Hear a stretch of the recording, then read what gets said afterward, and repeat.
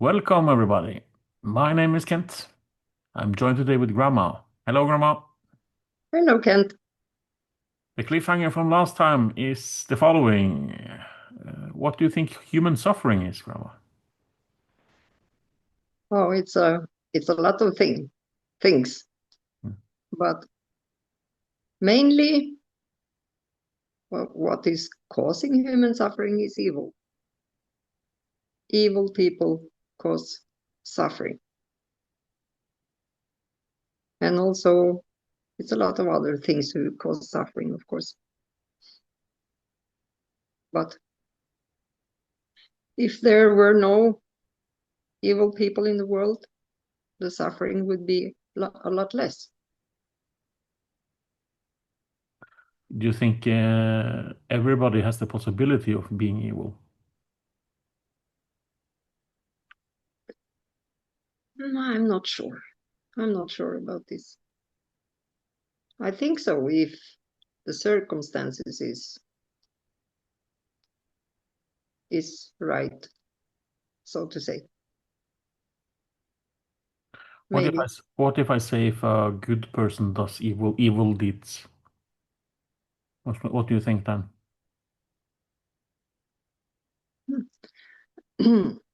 Yeah, the first thing who comes to mind is Dr. Mengele in Auschwitz. It was it was widely known that he was um, a very good person, a very good father, a loving husband, very good with his friends. So a part of him had to be separating himself from what he was doing, or um, I think I think it's possible to justify every evil deed in the world. If you see uh, political leaders, for example, who's dropping bombs on other countries, killing thousands of people, and they still sleep very good at night without thinking about the human suffering they are causing.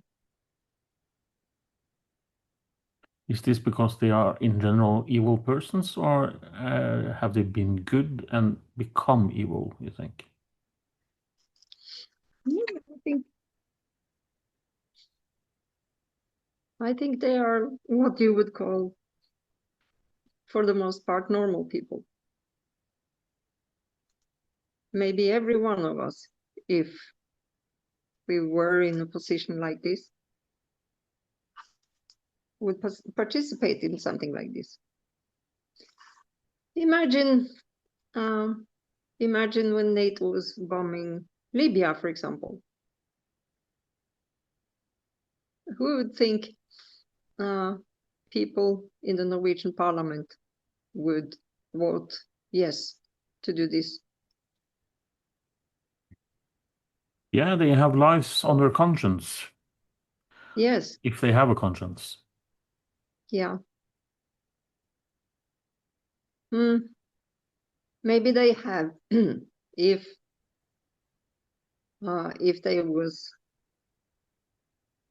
if they was there when the bombing happened to see the suffering, maybe they will feel guilty then. But maybe it's easy to separate themselves from it, from human suffering, because that's also very uncomfortable to think about. So you reference the Second World War a lot. And if you Yeah. think about the Second World War, you have women, men doing evil things, killing Mm. people. But they said that they only got the orders. So it was like the hierarchy. Yes. If one gives an order, does this give the persons underneath free absolution? Are they without guilt? No, according to the Nuremberg trials, they are not. But in wartime, it's a special situation again, because if you don't follow orders in wartime, you may be killed yourself. So to participate in evil deeds in wartime can be a way to avoid suffering for yourself. So how do you think this affects your soul? if you have done something like this, Yes. I think you can no, you are beyond any salvation. I don't think it's possible to save your soul after doing something like this. We should, Because if we are smart people, Grandma, we should be able to learn from history. We in the West, we seem to be neglectful of this. Yeah, the old countries, maybe the Eastern countries, Asian countries, they have a better recollection of their history, we can say. yeah, it's Where has because this gotten us today, Grandma? yeah, we've had peace for so long time that the people who experienced the suffering during the war, they are, for the most part, dead now, all of them. So, but human suffering will, in one way or another, it will affect us all. The world will always break your heart in some way. So we have to find strategies to survive suffering.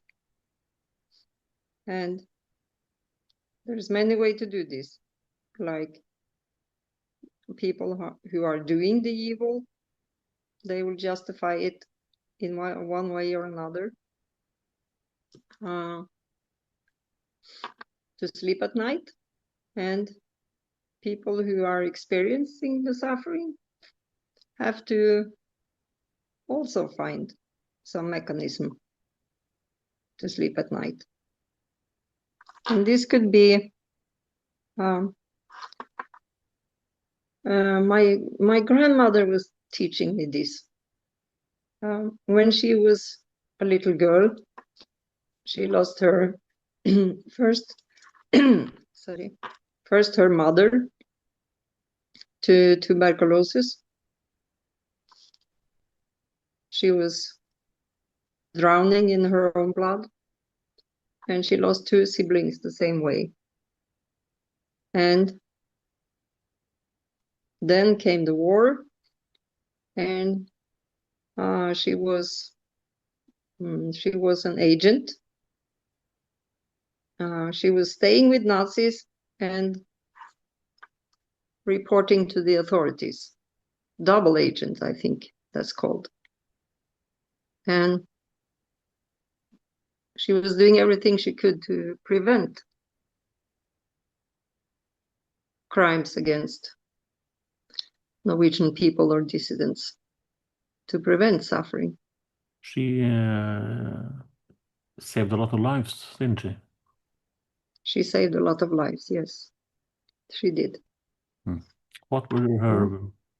What happened to her after the war? She was continuing to work first with people who were suffering from tuberculosis, and later, when tuberculosis was extinguished, she was continuing to work in the same place, but then it was with old people. And this she did till she was pensionist and had an accident and broke her neck and got paralyzed. But she always, her way to survive suffering was always to put things in perspective. Like, for example, when she had that accident and got paralyzed, she used to say to me, "Yeah, but I'm lucky because I don't have any pain." Imagine all the people who have suffer from big pain. She could say, "Yes, but imagine the children in Africa who don't have anything to eat. Them, they are suffering.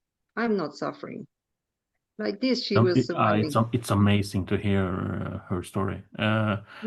I have read her story because you have written several books about it, and Yes. it's very fascinating.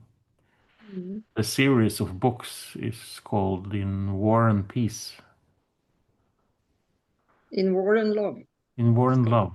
In War and Love. Yeah. Yes. Yes. She was Highly very good recommended. at dealing with human suffering. But she also. Yeah. By the way, for the audience, it's on Storytell now. Yeah. In Norwegian, not English. Yeah. Yeah. But she could also stay in front of the television when it was, for example, when the news came, and she could cry seeing other people suffering, Yeah. But she was teaching me this, to put things in perspective. It's amazing to see, though. So when humans are suffering, there are people that step up and do the right things, like your grandma. Yeah. But the price they pay can be high. Yes. Can be very high. Her story, for example, if you see this from outside, you would say she paid a high price. But in her mind, she didn't.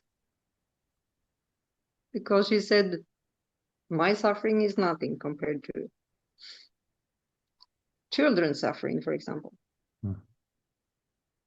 She always said this, and she meant it. And that kept her, it kept her happy and lighthearted for most of the time.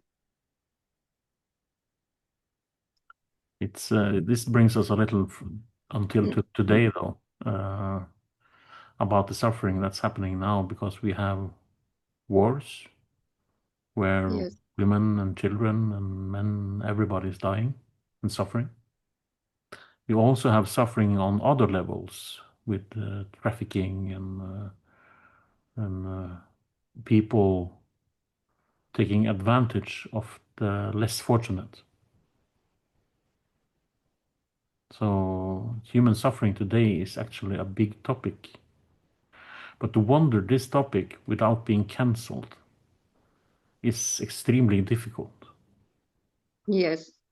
Because we have earlier talked about things that we could say now, but we would lose this channel tomorrow, definitely.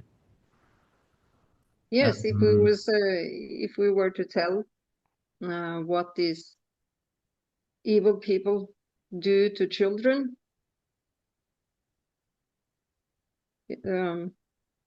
they would take us down. Yeah. Yes, they would. And, we cannot explain for people what they do. But it's easy to find, though. So if you look at, because the people we're talking about is the people that run society. We're not talking about the politicians, but the people around the politicians, and can we say above? Maybe. We are only amateurs, so we don't know. No. This is only for entertainment, of course. Yeah. So we don't know who they are. No. We don't know. No. We just know that this evil exists. Yeah, so we can give an example. Is the person that died in the jail, it's Epstein. What this person did, and what they did around this. Yeah. If people look at this, they should get shivers down their spine. Yeah. And if you say that this is only a fraction of what is happening. Only a fraction, I was about to say so. Yeah. What we know about what he did and the people around him is only a fraction of the evil. It's a lot worse what they do to children. Really it is. I remember early in the Ukraine-Russia war, or special operation, or what we are to call it. I remember that the Russian Department of Defense, I think it, or was it Putin himself, he talked about what they found when they went into Ukraine. Yeah. It was... They claimed that they found trafficked children who were trafficked. And this topic was coming up again just yesterday, I think, in the news. And they say, of course, that Russia is kidnapping Ukrainian children. And Russia say they are saving them. So who is right? I don't know. Yeah, but either way, if you think one or the other, there's still the children that's being... Yeah. So people don't focus on one side or another. But who gets the suffering? It's always the children. Yeah. Yeah. And I wonder sometimes, did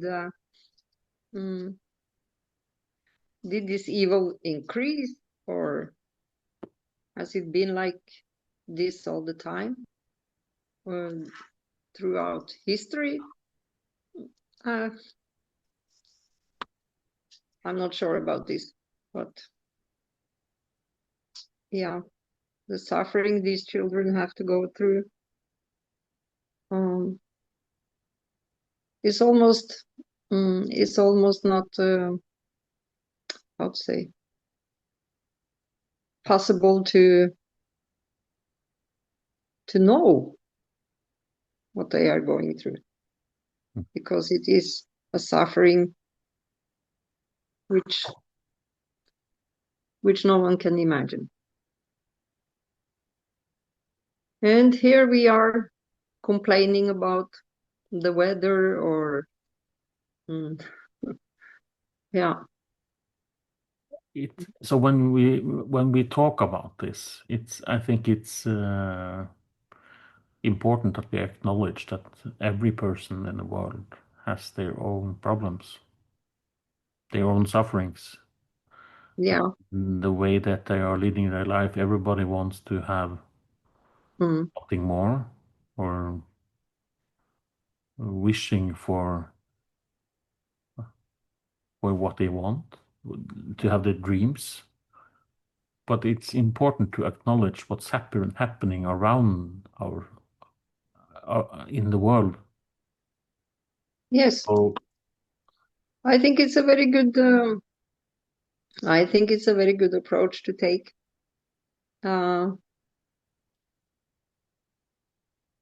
In Norway, for example, we are so privileged, and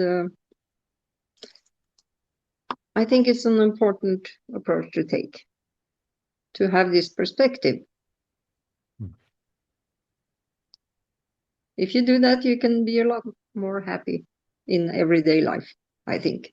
I think that's possible. Yeah. And not, of course, not... Yeah, I have a special heart for children, of course. Most people do, I think. I think so. But again, I will say it goes back to saving your soul. Yes, Mm. it does. Find something that you are, in fact, happy about and thankful for. Yeah, Mm. yeah. That's. I think that's very important. Mm. And still, how to say? Do not forget human suffering. It's also important to acknowledge this, I think. And when I was sexually abused as a child, not nearly the suffering I have read about now, which I was trying to explain is more evil than people can imagine. And I used to travel all the country to teach about how to prevent this, how to discover it, how to,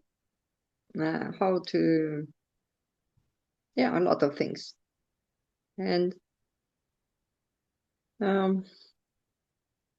I was always surprised what effect it had on people to sit in the audience. This was social workers, police, all these occupations who is trying to save children. And I was always amazed about the effect the words, the stories had on them. And finally, I came to the conclusion that it's too much for people to know what is going on. It's too much. And so from the other perspective, I think it's like if you don't know about this, because what you're telling is very powerful. yeah. And if people don't have any idea about this, Yeah. maybe It's very hard for people to know about the sufferings, especially when it comes to children. Yeah. It's very hard for people, this. And again, this is also a catastrophe for the children, because they are not seen, they are not heard, and they are not saved. Is this a special thing here in Europe, or is it global, you think? Oh, this is global. Really, it is. It would be it would be very hard to convince the authorities what suffering these children are going through. They simply don't believe. They have to have seen for themselves to believe. It's like it's very difficult to believe in God because you don't see him, you know? Yeah. Yeah. Very serious topic, this. Yeah. It's for the people still listening, I think it's important that they educate themselves. Yeah. We And are just again, two amateurs that talking on the internet. Yeah, we just have a discussion about this topic, what we think and what we know, and again, what is certain, the world will always break your heart in some way. Yeah, it's one thing that's for certain, you won't get through it alive. So no. And you will not get through life without suffering. But there are a lot of there are levels of suffering. And maybe it would be easier to cope with suffering if everyone knew what is really suffering. You understand? Yeah. It would be a lot easier to be happy. Even though it's raining or it's cold or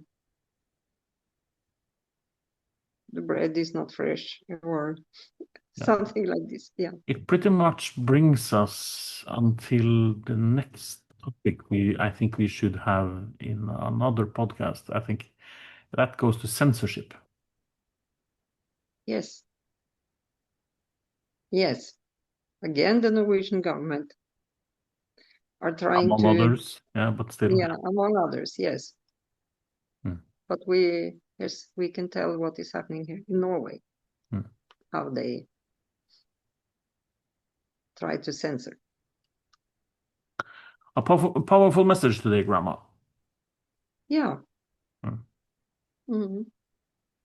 Thank you for sharing. Thank you. Thank you for the audience for listening to us. Remember, we are just two amateurs talking for entertainment, so please educate yourself. Thank you. See you guys later. Okay. Bye-bye.